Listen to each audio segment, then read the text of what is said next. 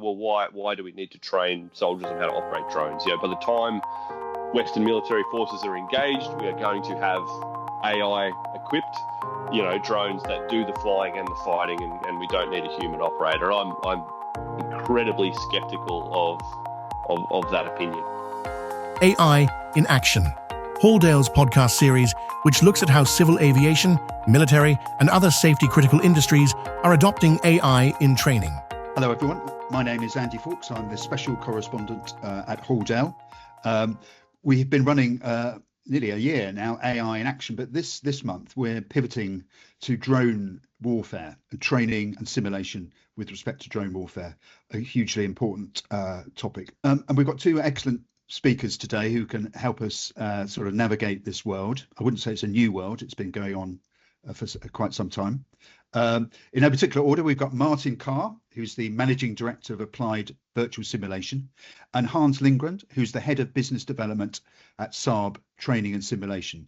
So we've got a great sort of two companies here who are working, I guess, one at sort of more of a prime contractor end and one at the sort of small and medium enterprise. But they'll correct me about that as we go along, I'm sure. Okay, before we introduce the speakers, I just wanted a bit of context to why we think this is a very important subject, and I'm sure our speakers will too. Last year in July, not sure everyone read this, but last July, the US Secretary of Defense and now War, Pete Hegseth, said drones are the biggest battlefield innovation in a generation, and next year, which is now this year, I expect to see drones integrated into all relevant combat training, including force-on-force drone wars. Perhaps we'll touch on that later.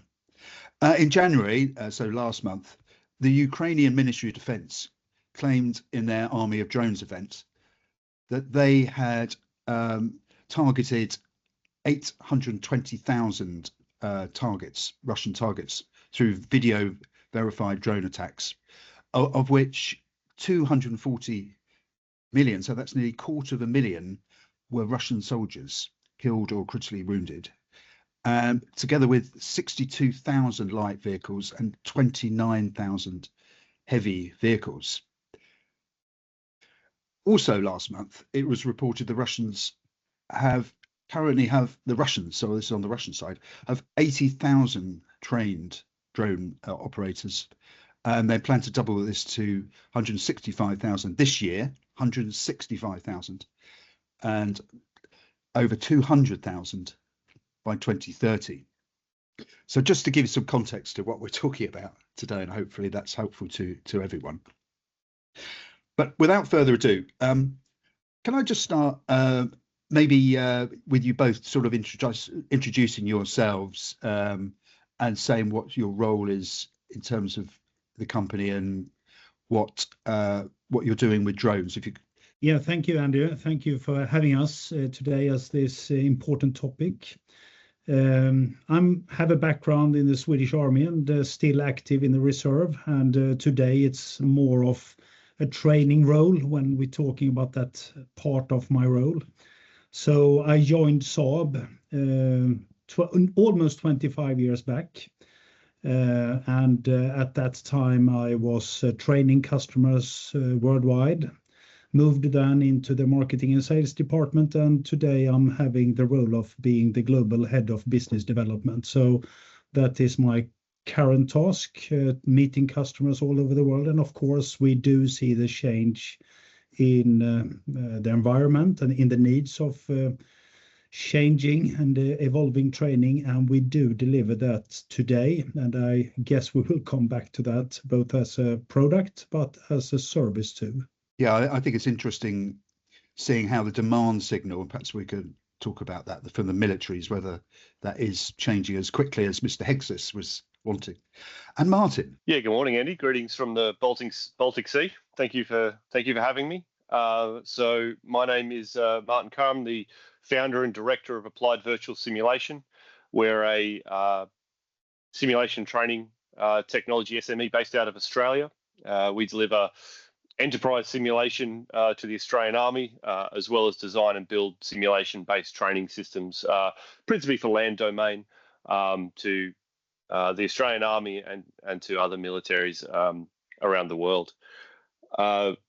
My experience, I guess, comes from obviously being a training and simulation technologist, but as well, I guess I would classify myself as a private volunteer, assisting mainly my friends in the Ukrainian army, primarily in the unmanned systems forces. So through conversations with those gentlemen, it's sort of given me an understanding about what the current state of drone warfare is, at least at the tactical level. Thank you very much, Martin. In fact, we were hoping to get speakers from, obviously their operational imperative has meant we haven't been able to do that.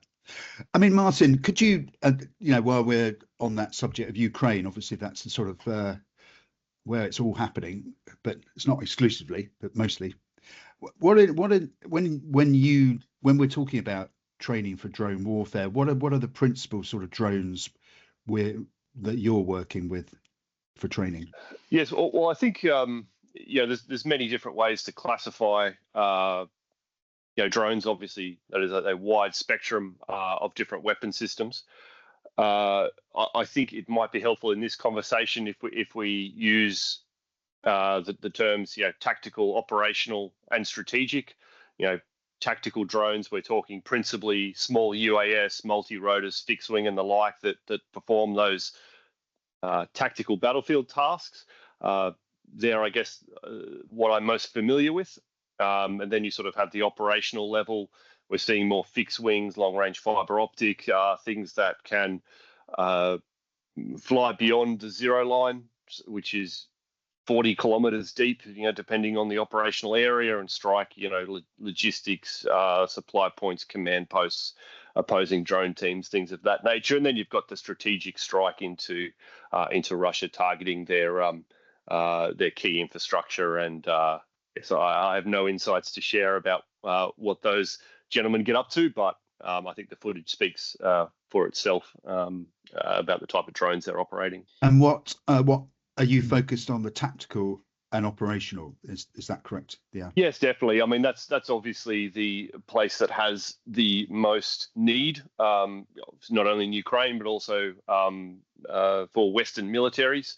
The SUAS, if we take the example of the 10-inch kamikaze multi-rotor, be it RF or fiber, that has been widely understood as a fairly significant innovation, and militaries are all around the world racing to develop their own offensive capabilities and also develop defensive measures. So that's the area that I'm really focusing on. Basically taking techniques, training tools, information that I'm gathering from Ukraine, and then translating that, let's say, for a NATO audience. Is that similar what you're seeing, Hans? What's the demand signal for you, or are you looking to the future and thinking what is the future demand signal, not just what militaries say they want now? For us, it is similar. I mean, the main focus is on the combat technique, the tactical level, and for us, of course, is because we're coming from that part as being a leading provider of combined arms training in the live segment. So this is just an add-on feature to our gamer portfolio we have in so many countries. What we see now is a shift similar to the one when we saw the machine guns introduction at the First World War, and we saw the main battle tanks and the APC rolling in during the Second World War. However, there will be countermeasures, methods, techniques, tactics changing all the time. So this adding another speed layer into the combat technique in the front line, where soldier has to be aware of the threat, the usage of drone. It includes a lot of new things when it comes for planning operation, protecting the forces in operation, and combining all those assets in the future. So we're looking forward rather than just into the today's demand, where the combination of new technologies, but adding AI into this by learning, adapting tactics much faster than it ever have been before. So to us, it's a natural step forward, but understanding the new environment for soldiers and commanders is so imperative. It seems to me that the pace of drone technology is all the time it's changing, and how does the training system keep up to date with the changing drone technology? Well, if I can use a specific example, I'd give the example of Aubrey, which is a SUAS training simulation tool built by a Ukrainian company for the Ukrainian army. On my first trip to the Donbass, I met up with a brigade that had a SUAS training cell, and as a Western simulation technology developer, I had designs on perhaps building an FPV simulator for them. And obviously that was incredibly naive because they already had one, of course, and this was the Aubrey tool that, when I saw it, it was absolutely phenomenal. It is by far leaps and bounds ahead of anything in the West. Now, I'm not saying that as a sales pitch to Aubrey, but the key was the short turnaround between the operators and the software developers, and that is not something that is exclusive to drones. The best training solutions that are developed, and I think Hans would agree with me, is when you have the minimum layers between the people developing the training solution and the actual operators. So that fast feedback loop of having guys come off position, give observations about a change of tactics or a particularly difficult operation they performed or a mission they performed. And then the Aubrey developers, very, very small engineering team, are able to implement changes and improvements to support new types of drones, new types of tactics, new features. Whether that is useful to the Western industry, how do you get that sort of short flash to bang lines of communication is very difficult, but that is the only that is why I see as the secret of developing successful training tools. Is it a matter of days that these changes are made? Yes, I think that would be reasonable. I've observed that things coming through and being turned around and developed now. Again, I'll caveat that if any time anybody from industry says something can be done in days, it all depends upon the framework in which it has to be developed, right? If you're developing against a systems engineering program, which has an engineering and a change management process, that all of that is friction. Fortunately, the Ukrainians are in a situation where they are not under those constraints, so they're able to move very, very quickly. Changing features in the software, pushing out new software versions, and distributing it via, not to give the game away, but you can guess, basically publicly available messaging services. Allows them to distribute very, very quickly. And is it the Delta system or the Army Plus? There are various systems the Ukrainians have to. Do they come into play? Yes, there are various distribution methods that are available, and a massive one is word of mouth. Okay. The brigades have well, if I can take a step back, one of the things that was difficult for us was to calculate the number of soldiers, FPV operators that had used Aubrey. We don't know, but it's probably in the tens of thousands, because there are not only the Ukrainian army training centers that are using it, but there's also a number of NGOs that offer, drone operator training services, I guess, to people, to the Ukrainian army. And then also within each brigade, they might set up a little training cell in a cottage, in a house somewhere. And if I can deviate just one moment, bear with me for one tangent. One of the most fulfilling moments in my professional career as a training and simulation technologist was going into a cottage in the Donbass, in a house that had been an evacuated village, and seeing in somebody's living room a bunch of laptops with a bunch of controllers, a bunch of goggles plugged in, and this unit was using simulation to teach their operators, to get them competent to go into position. Not because it had been directed from higher command, not because it had been mandated under some training and simulation policy, but because those instructors felt that is the best way to do it. And just to rub a little bit more, relish on this anecdote. The instructors, I was speaking to them afterwards, and the instructors told me they actually pulled their army pay to purchase laptops for their students. So, I mean, that a soldier spending their own money on anything is to me the clearest signal that something works. So, fortunately, we were able to get them some more laptops. I'll sort of round out that tangent there and sort of say, it is that short flash to bang, and it's that pervasiveness of the training tool that's made it so successful. I think we'll come back to the issue of how long does it take to train in a minute, if you don't mind, Martin. But Hans, what are you seeing? Maybe you speak to people, I guess, around the world. What are you seeing militaries thinking about how they might get this sort of a much quicker cycle than they're used to? I think I continue with what Martin said there. I mean, if the Ukrainian doesn't adapt, they will have too many losses, too many casualties. That is their fact. They pay their lessons learned in people's life. That is, how they learn. And if they don't meet the next morning. That is the main hurdle we have to work with in the Western countries, where we have today so many rules and regulations in flying physical objects close to troops, for instance, that we're not able to adapt the training as fast as we need to.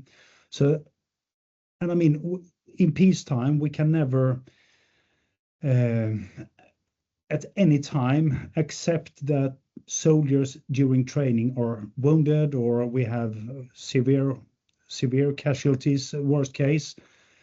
That adaptation is something we need to work with, to take some risk, because that will, at the end of the day, save people's life.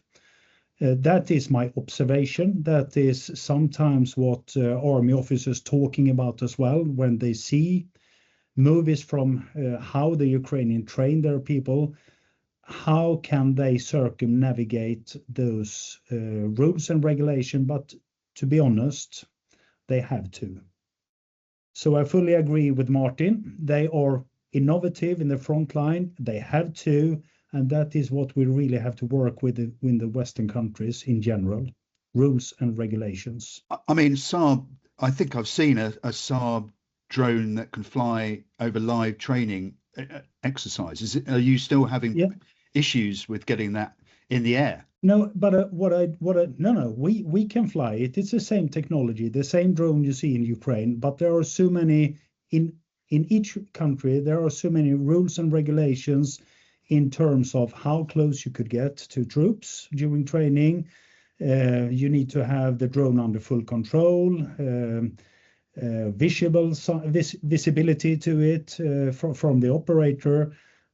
Ukrainian can't have those limits, and we had to get rid of some of them and take some more risk, I think.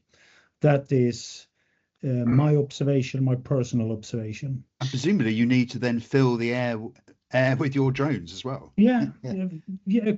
I mean, this is the new natural battlefield. We have to adopt rapidly and develop countermeasures as well.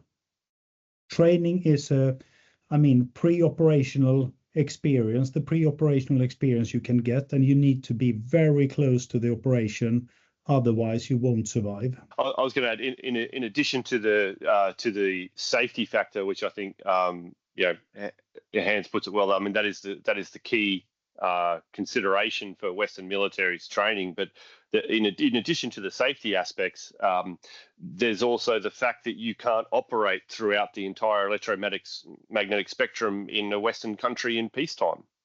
So if you're developing some form of counter UAS system or developing tactics, and your opposing force drone team is restricted to the 2.4 gigahertz band, because that is the commercial band which you're permitted to fly RPAS, some others, you're not playing the game, right? The Ukrainians operate, and any adversary will operate across a massive chunk of the spectrum, and if you can't operate that threat in a training environment that is using all sorts of frequencies that one might not expect, then you may be able to adequately defeat a threat that is based on commercial hobbyist or commercial drones.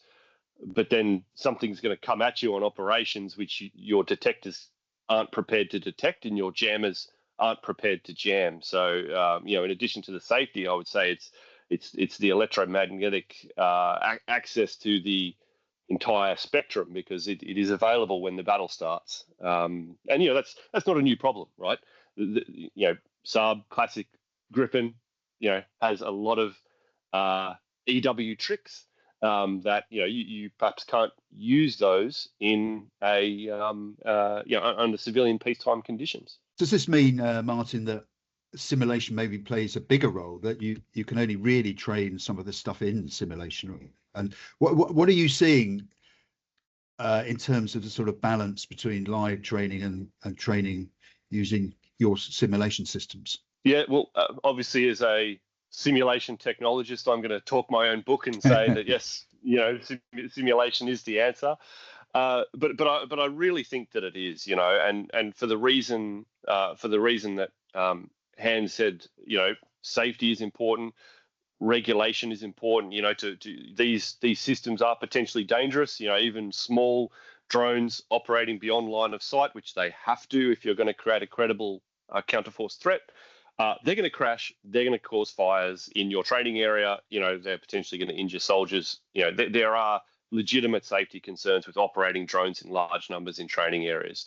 There are regulatory, both civil aviation and military procedural regulations that need to be considered. They will adapt because they have to, but it will take. We need to be realistic about how long this will take. This will take years, but we can get in the simulator, and yes, it is not a full fidelity replication. We may not be modeling the entire electromagnetic spectrum, but we're giving a tool to a platoon which allows them to fly 50, 100, 200 missions and crash 100 virtual drones before they fly and subsequently crash a real drone. And if I can give one example, a pertinent example for us, we've just developed a counter drone shotgun system.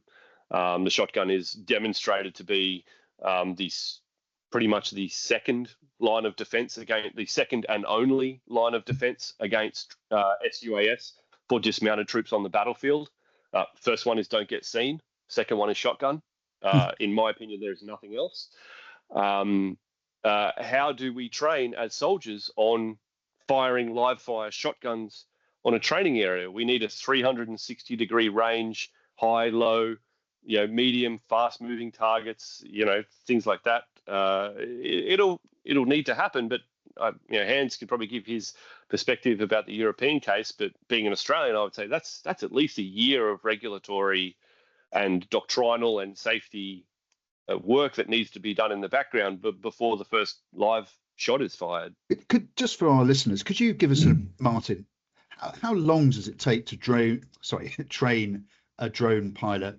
Yeah, the rule of thumb based on my, albeit very, very limited observation of what's going on in Ukraine, about a month, right? Most training that is, most training establishments or brigades that run training, usually about a month, 3 weeks to a month. That is specifically drone training. So in some cases you do the training and then you may get tracked towards a specific discipline or just a specific platform, depending on how well you perform. The soldiers that are very adept to it may go to bombers or FPV or ISR. If the soldiers are having trouble learning learning how to fly, then they may go to ground drones or other different kinds of roles. But rule of thumb, about a month is the formal training process. To master it, well, that's a whole another story. I guess the enemy was changing. And sorry, and just how much of that is using simulation as opposed to doing it live? It's mostly simulation. I mean, by flight hour, it would be 9 to 1. It would be simulation to live flying. And again, I must say that I have a very, very narrow horizon for what I have seen. But yes, it is mostly in simulation, and a lot of it is free-form, self-paced education. The simulators, those laptops sit there all day and all night, and it's expected that the soldiers, be they foreign fighters or be they Ukrainians, they're there at night by themselves, doing self-paced usage of the simulator, trying new things, practicing navigating out, 4 kilometers, coming back, finding a specific point from a map. So a lot of it is self-paced, and I would say, as a message to, our NATO militaries that are doing drone training SUAS operators, it need not be our classic 2-week, residential course, where you go somewhere and you do that training. It is something that soldiers can be given a tool. Simulation is great, and then they can develop a lot of skills in a self-paced, sort of self-paced manner. Yeah, Hans, as a larger company, it just strikes me that if all of a sudden we had to train thousands of drone operators like the Russians are big companies like yours looking at, how could we actually ramp up the system and change the system so that we could do it quickly and also at scale, at volume. It's a sort of, but it's not like training a fast jet pilot, is it? It's a month rather than years. So it's a very interesting new thing, isn't it? I think new technology offers a lot. I mean, like Martin mentioned, the virtual assets in training drone pilots is one thing that you efficiently can use to really scale up.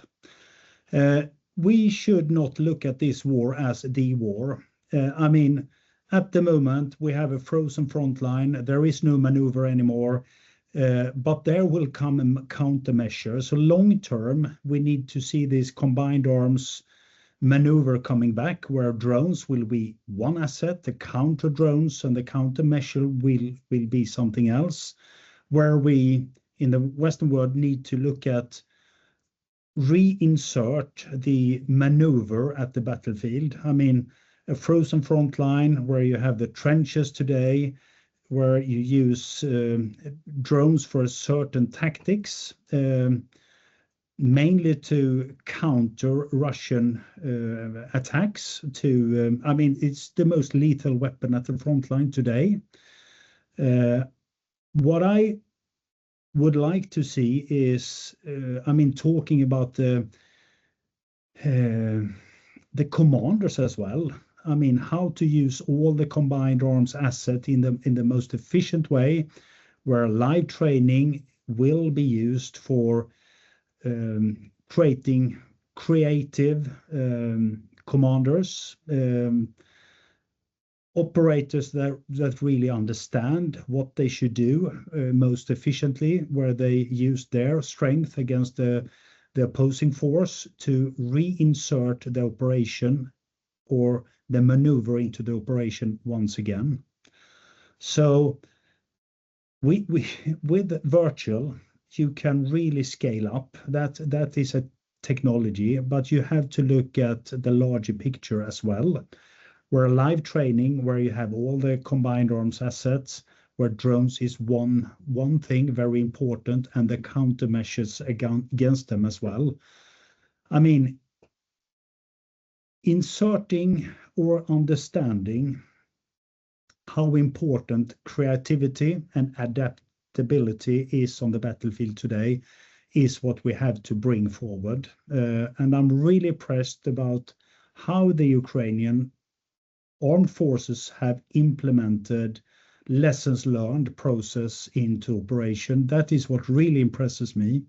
Technology moves fast, but next war will not be exactly as this. If you look at your sort of live virtual constructive systems, Hans, are you able to inject more, at least virtual drones into live training, even if you can't have live ones? Is that something you could do?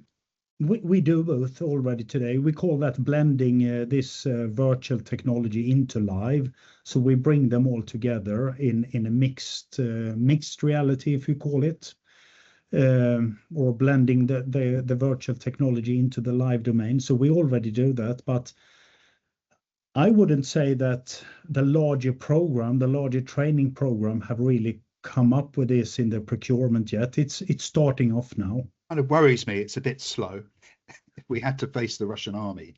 It's a reactive way of thinking, as always. Yeah. There are innovations ongoing, but the larger army, the training programs still have a lot to do.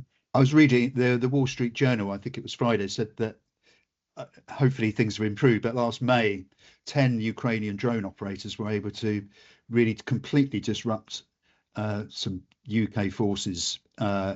I think it was called Exercise Hedgehog last May, but maybe the army have got to say that. No, that wasn't right, Andy, but that's what the Wall Street Journal was saying.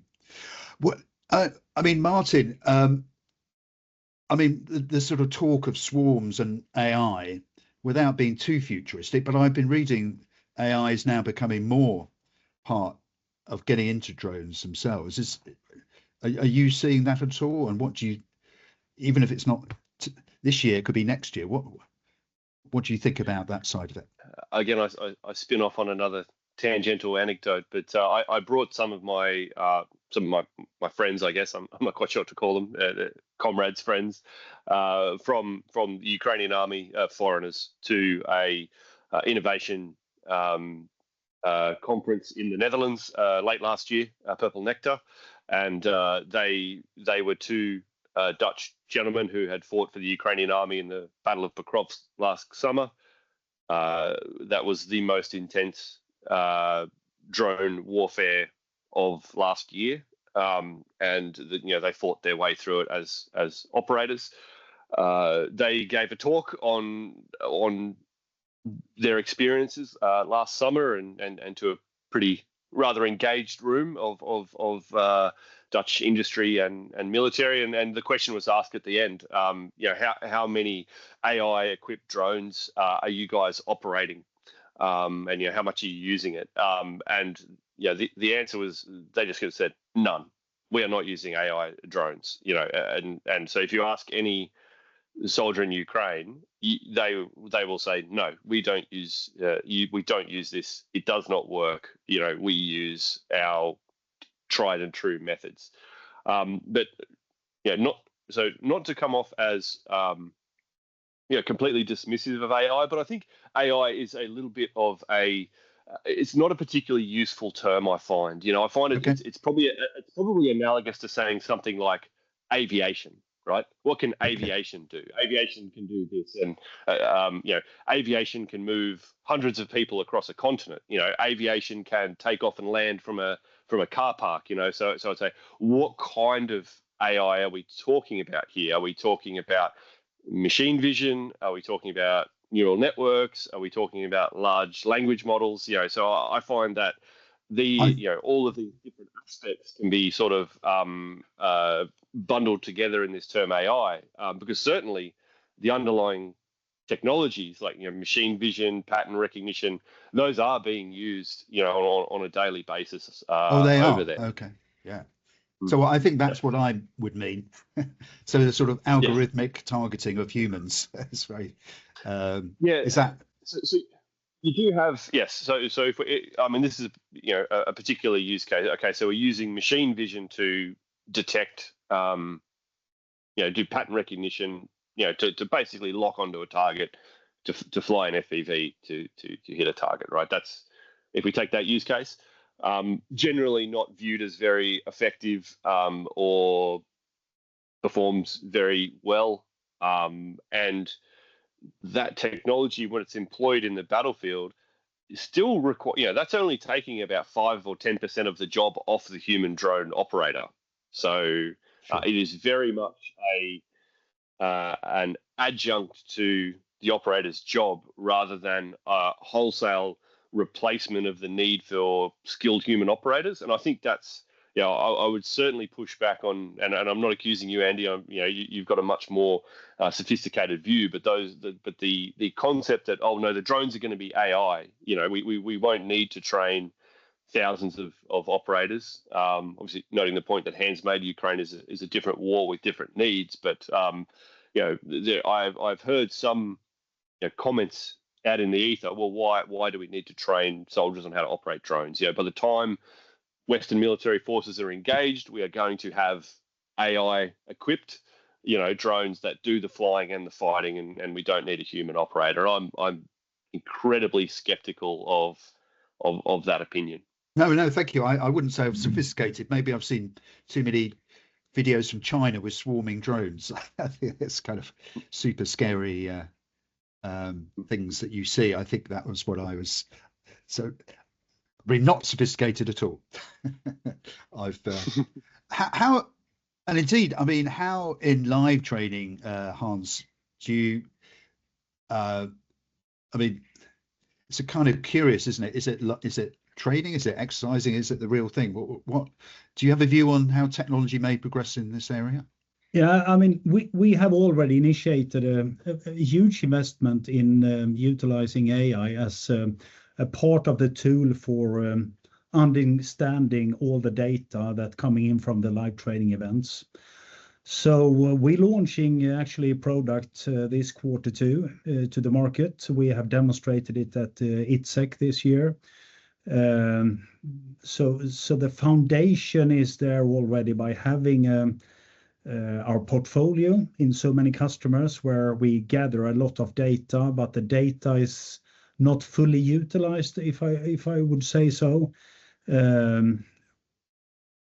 Our investment is there to help the analyst, the training audience, to have a more efficient use of all the data created during the exercise, where of course the drones will add another complexity to the warfare, where I think AI will really help the training audience to faster understand the complexity, the key success factors, and I mean, make them more aware of what role they did play in the large exercise, and become an imperative theme of creating a winning mindset into commanders, operators, because it's a use orchestra to navigate into a winning theme, if I say so. So AI for us is to make people learn faster from our perspective. However, I think that will evolve for the swarming drones as well. But AI need to constantly learn from that perspective as well. Very interesting insight. And I mean, Martin, I don't know whether you see these headlines about the gamification of, it was written about in Time magazine last year, the gamification of all of this and using data to sort of, is that something that you see or your drone operators worry about? Yeah, well, I guess gamification is its own, it's its own subject in and of itself. I think your listeners are probably aware of the gamification elements that have been used very successfully by the Ukrainian army. Things like gaining points through kill tallies that are then can be spent at the Brave One store to buy new drones. I mean that's taken straight from a AAA video game. That idea of keeping score and getting perks and things like that. So I guess that's one aspect of gamification. I guess I guess the other one in a training context, and perhaps gamification isn't the right word, but providing engaging training content, in the sense that the principal objective is to teach a soldier how to perform a specific task, or to teach an officer how to make a tactical decision, or employ a group of soldiers or a weapon system. That can be done it can be done in an engaging way. And I think in the particular case of drone warfare, that is possible. You can use simulation tools so that you can actually fly the mission, and you can actually, and it is actually a incredibly high fidelity replication of the actual live combat. You are sitting in a basement looking at a screen, so you may be sitting somewhere more comfortable looking at a screen, but the job is actually very, very, the simulation, a desktop simulation is almost a full fidelity replication of the actual combat of a drone operator. Now, getting to and from position, that's another case. And it's one of those things where for example, using virtual simulation, and even to extent using live simulation, it's very, very hard to create a very high fidelity replication of being an infantry soldier. It is sweaty, and there is movement, and there is eye contact, and there are hand signals, and there's dusty, and it's hard to get a sight picture because your optic is dusty, or you have a laser system that doesn't go through trees, and in reality I would just shoot through those trees. And very, very hard. Infantry is perhaps the ultimate challenge to create a high fidelity simulation of. Not so the case with drone operators. You can create an incredibly high fidelity training tool at very, very little cost. So I don't know if I answered your question there, but no, that was really interesting insight. It's one of these things where we could talk all day. I know that you probably have got other things to do, but I want to sort of try and this is really, and I'm sure this conversation needs to keep going. And I'm conscious that we've focused principally on air, haven't we? We've not thought about, or have we, about what about remotely operated land systems or maritime systems? I want to ask just two questions then related. Is that something either of you looking at all? Is that? No, I mean, Saab, we open up for using our live training system into the maritime domain. So of course we have to look into the drone in that segment as well. When it comes to the land operation, UGVs, to me from a live training perspective, it's just another vehicle platform. It will give support with the rules and regulations each army implementing, but of course instrumenting them, know where they have been, if they have been utilized in line with the operational procedure, and of course that complexity and analyzing the concept of the operation, the plans, the procedure, and supported by analyzing it with AI. That is actually what we already do. So my final question is if I was kind of, it seems to me that the generals do get it, don't they? It's about what's going on, and obviously the soldiers do. Do you think something needs to change in Western militaries, or are we doing all the right thing? I think there is a lot of things to do, and first of all, implementing a more open mind to operating differently. We need to change our rules and regulation for what we are allowed to do and not, and giving soldiers and commanders that is not doing as they always have been told to, as long as they are successful in learning things. I mean, it's all about adaptation.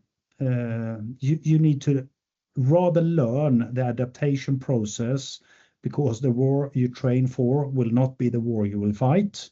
And being creative and have the ability to implement adaptation as a natural point of or a natural way of behaving is the most important thing to me. Thank you, Hans. And Martin. Yeah, so I would reinforce Hans's comments there. West, one of the key problems to adapting to drone warfare is going to be the regulatory hurdle. I think that the military leadership gets it. Certainly, the soldiers that I've spoken to around the world, they are under no illusions about how dangerous this threat is, or how effective it could be for them as a weapon system.